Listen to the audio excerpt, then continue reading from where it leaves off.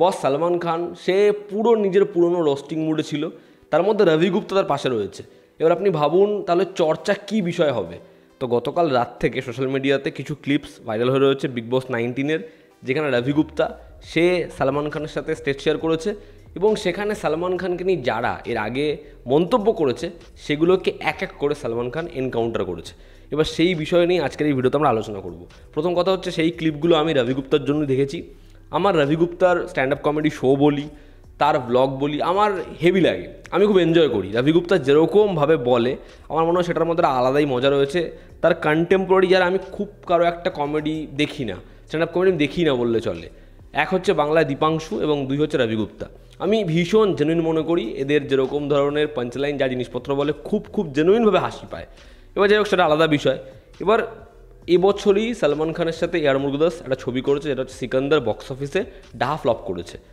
এবার সিকান্দার ফ্লপ করার পরে যখন মাদারিসি আসছে, তখন ছবির পরিচালক মুরুগদাস সে ইন্টারভিউতে এসে বলে যে সালমানের সাথে কাজ করা কঠিন, সালমান রাত্রেবেলা সেটে আসে, পুরোপুরি যেগুলো রিয়েল লোকেশনে শ্যুট করার কথা সেগুলো আমরা সেট ফেলে কাজ করি, যে বাচ্চাদের নিয়ে সিকোয়েন্স থাকে সেই বাচ্চারা টায়ার্ড হয়ে যায়, ফলে ওই সিকোয়েন্সে জান থাকে না, ছবির ম্যাক্সিমাম পোর্শন ভিএফএক্সে করতে হয় এবং সালমানের সাথে কাজ করা কঠিন, ব্লা ব্লা ব্লা, সে অনেক কিছু বলে। ছবিটা ফ্লপ হওয়ার ম্যাক্সিমাম যে রিজন সেটা সে সালমানের কাঁধে রেখে দেয়, সালমানের জন্যই ছবিটা খারাপ হয়েছে এমনটাই তার পডকাস্টে উঠে আসে, বোঝা যায়। সেই সময় আমরা এটা নিয়ে কথা বলি যে একজন পরিচালক যে এর আগে এত ভালো ভালো ছবি করেছে সে কী করে স্টেটমেন্টটা দেয়। তার কারণ মুরুগদাস কিন্তু বহুদিন ফর্মে নেই এবং তার লাস্ট যে রিলিজ শিবা কার্তিকের সাথে মাধুরীষী, সেই ছবিটাও কিন্তু বক্স অফিসে ফ্লপ করে যায় এবং সেই ছবিটার মধ্যেও ফ্লস ছিল। সেই ছবিটা ওভারঅলে খুব ভালো একটা ছবি না। ছবির মধ্যে ডেফিনেটলি কিছু ভালো দিক রয়েছে। শিবা কার্তিকেয় খুব ভালো একজন অ্যাক্টার, সেখানে রুক্মিণী বসন্ত তাকে খুবই ভালো লাগে আর কি, ভিলেনও ভালো, বাট ছবির মধ্যে ডেফিনেটলি কিন্তু সমস্যা রয়েছে।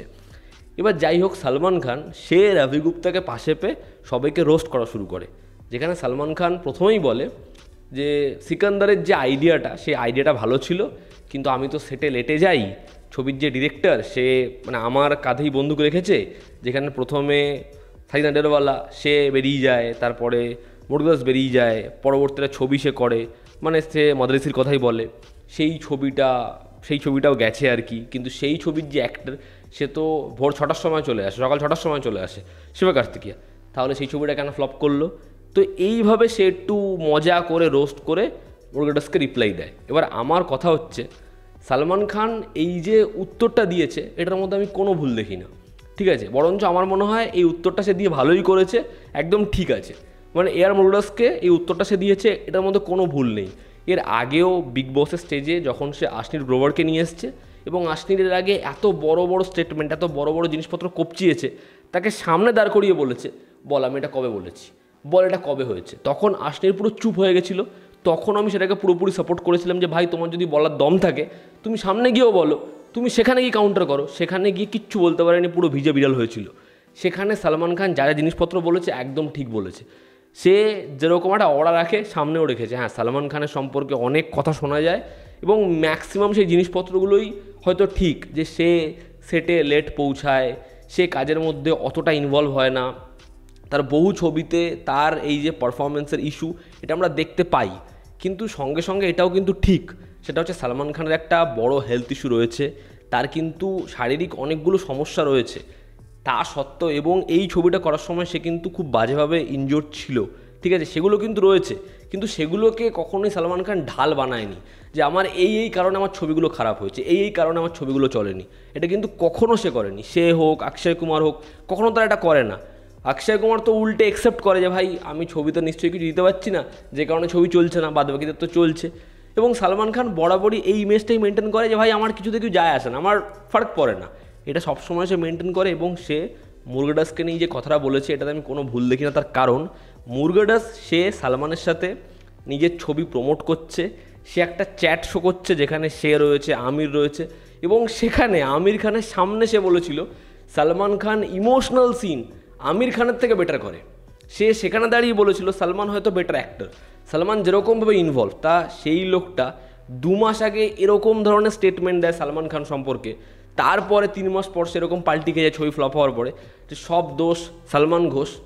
তাকে নিয়ে সত্যি সমস্যা থাকা দরকার। এবং মুরুগদাস কিন্তু অনেক দিনই ভালো ছবি বানাচ্ছে না, এটা পরিষ্কার। তা যখন সে আর আগের ফর্মে নেই, সেখানে পুরো দোষটা সালমানের ওপর চাপিয়ে দেওয়া কখনোই ঠিক না। তার কারণ স্ক্রিপ্ট তো সালমান খান লেখেনি। ছবিতে কাজল আগরওয়ালের যে ক্যারেক্টার, সত্যরাজের যে ক্যারেক্টার, সেই চরিত্রগুলো কি করেছে, রশ্মিকার যে চরিত্র, ওই চরিত্রগুলো কেন হাফ বেকড, ওদের পারফরমেন্স কেন তো ভজা, ওগুলো সালমান খানের দোষ। এটা তখন আমার পয়েন্ট ছিল, এখন আমার পয়েন্ট।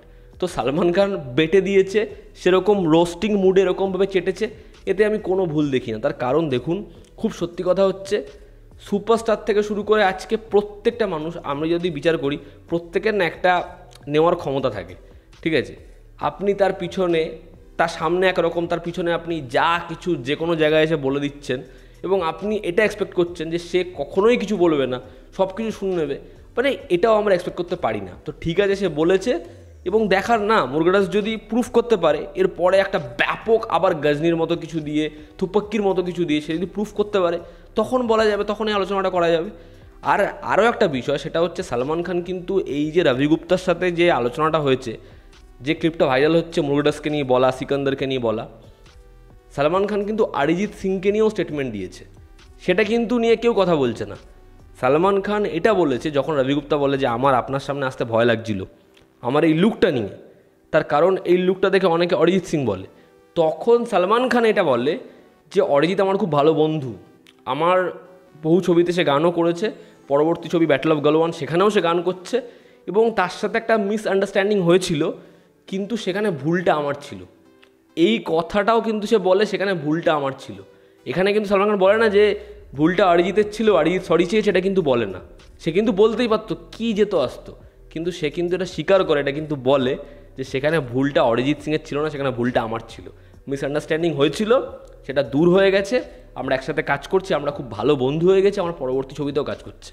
তা যেখানে লোকটা এটা অ্যাকসেপ্ট করে নিচ্ছে যে ভুলটা আমার ছিল, তাহলে আমি তো সেই স্টেটমেন্টে, সেই কথা বলার মধ্যে কোনো ভুলই দেখি না। যেখানে তার ভুল সেটা সে অ্যাকসেপ্ট করছে। আর মুরগাদাসের সাথে যে বিষয়টা, সেটা প্রথমে কে খুঁচিয়েছে? সালমান খান তো বলতে যায়নি যে ছবিটা খারাপ হয়েছে, ছবিটা যা হয়েছে সেটার ভার আমার নয়, সেটার ভার আমার ডিরেক্টরের, কখনো তো এরকম কোনো স্টেটমেন্ট দেয়নি। তার যে ছবি ফ্লপ হয় সেখানেই সে দাঁড়িয়ে বলে যে আমার ছবি 100-200 কোটি তো মিনিমাম কামিয়েই নেয়। এবং যদি সিকান্দারের পরে আপনি কপিল শর্মার ওই শোটা দেখেন, সেখানে এসে বলছে, তার যারা মিমিক করে তাদেরকে বলছে যে তোমাদের কি যায় এসছে, কিছু সমস্যা হয়েছে? ওরা বলছে না না, বলে তোমাদেরই সমস্যা হয়নি, আমার কি সমস্যা হবে? আসলে সালমান থেকে শুরু করে এরা প্রত্যেকে না এমন জায়গায় পৌঁছে গেছে, এদের বয়স কত ভাবুন তো, আজকেও এরা হিরো, আজকেও এরা ছবিতে লিড করছে, আজকেও এদের জন্য লোকে ছবি দেখতে আসছে, এদের আলাদা করার কিছু পাওয়ার নেই।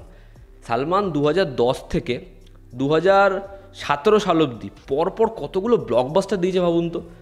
তো ও যা অ্যাচিভ করার করে ফেলেছে, ওগুলো করে এসেছে। নতুন জেনারেশন যেখানে কিছু করতেই পারছে না, সেখানে আজকেও এরাই ভরসা।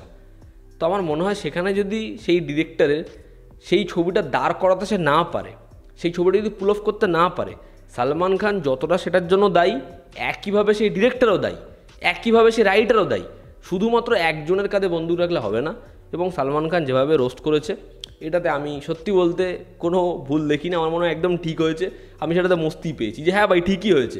এর আগে যখন আশ্বিন গ্রোভারকে বলেছিল, ঠিকই বলেছিল যে ভাই তুই পিছনে কেন বলিস, এবং আশ্বিনের মতো লোকেরাই দেখুন আবার পরবর্তী সময় চ্যাট শোতে গিয়ে বলছে যে সালমান এই সালমান ওই। তা ভাই সামনে বল না, দম থাকলে সামনে বল। আর যেখানে তার ভুল, অরিজিৎ সিংয়ের কেরিয়ারকে সালমান খান কোনোভাবে আটকাতে পেরেছে?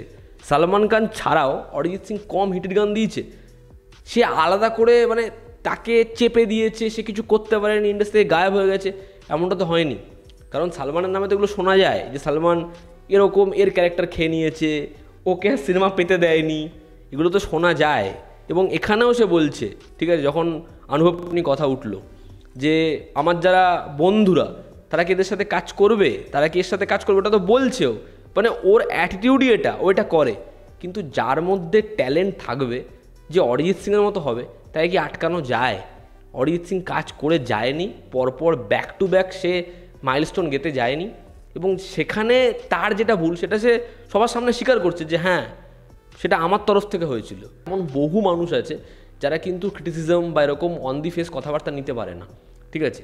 আমাদের বাংলা ইন্ডাস্ট্রিতেই এমন প্রচুর ধরন রয়েছে, তাদেরকে নিয়ে কেউ কিছু বললে, মানে আমি শুধুমাত্র এখানকার হিরোদের কথা বলছি না, এখানকার ডিরেক্টর থেকে শুরু করে এমন বহু নাম অনেকে আছে, তাদেরকে নিয়ে কেউ কিছু বললে তারা কিন্তু পরবর্তী সময় মজার ছলে হোক, অন্য ইন্টারভিউজে হোক, কোথাও না কোথাও সেগুলো বলে দেয়। তো সবারই একটা সহ্যের সীমা থাকে, সবারই একটা মানে সেই যে ক্ষোভটা সেটা বের করার জায়গা থাকে। আমরা যদি নিজেদেরকে দিয়ে দেখি আমরা কীরকম করি না, সেই জায়গায় যদি আমরা নিজেদেরকে বসাই, কতজন এমন হয় যে কুল অ্যান্ড কাম, ঠিক আছে বস এটা হয়েছে, বলেছে তো অ্যাকসেপ্ট করে নি, ঠিক আছে এটা নিয়ে কথা বলবো না, খারাপ লেগেছে বাট কথা বলবো না, কতজন এমন হয়। তো শুধুমাত্র সন্দীপ রেড্ডি ভাঙ্গা যখন বলবে হ্যাঁ ভাঙ্গা বলেছে মস্তি পাবো, কিন্তু আদার্স কেউ বললে মস্তি পাবো না এমনটা নয়। যেখানে আমার মনে হয় দরকার সেখানে বলা উচিত, এবং সালমান এটা বলেছে, এটা কোনো ভুল করেনি, কারণ মুরগাদাস সেই পিছনে লাগতে এসছে এবং তারপরেও সে নিজেকে প্রুফ করতে পারেনি।